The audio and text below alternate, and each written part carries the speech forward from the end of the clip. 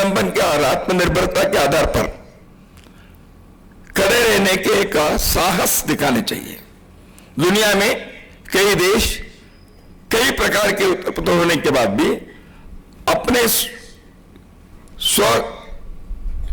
स्वावलंबन और आत्मनिर्भरता के आधार पर खड़े होने के प्रयत्न किया।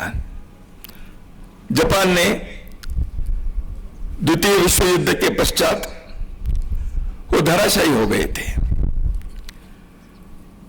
समाज टूटा हुआ था, आर्थिक स्थिति नष्ट हो, सब प्रकार के समस्या से जूझ रहे थे। दुनिया में जापान को कोई पूछने वाला नहीं था, वहां की वस्तु कोई लेने वाला नहीं था। ऐसे परिस्थिति में जापान के लोगों ने संकल्प लिया, हम अपने देश को खड़ा करेंगे। 1944 से लेकर 1954 तक, 1944 के बाद लगभग 10-15 वर्ष जापान के लोगों ने सब प्रकार के प्रयत्न करके अपने देश को खड़ा किया और दुनिया में जापान की वस्तु, जापान की चीजें अंतर्राष्ट्रीय मार्केट में बिकने लगी और मेड इन जापान यह क्वालिटी के दूसरे नाम हो गया। संकट रहा,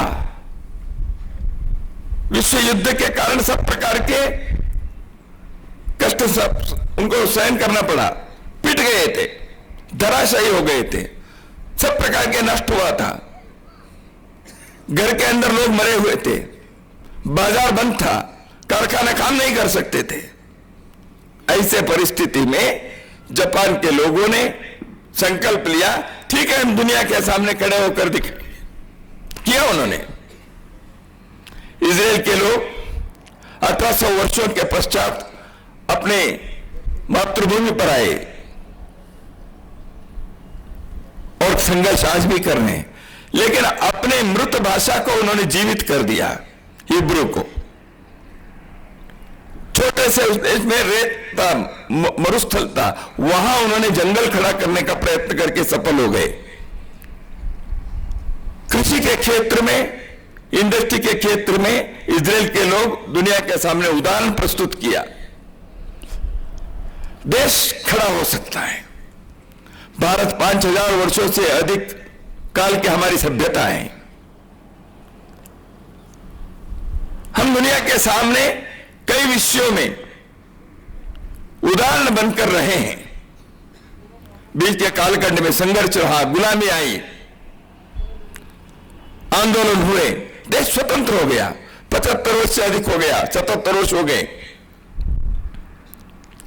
तो इसलिए अपने को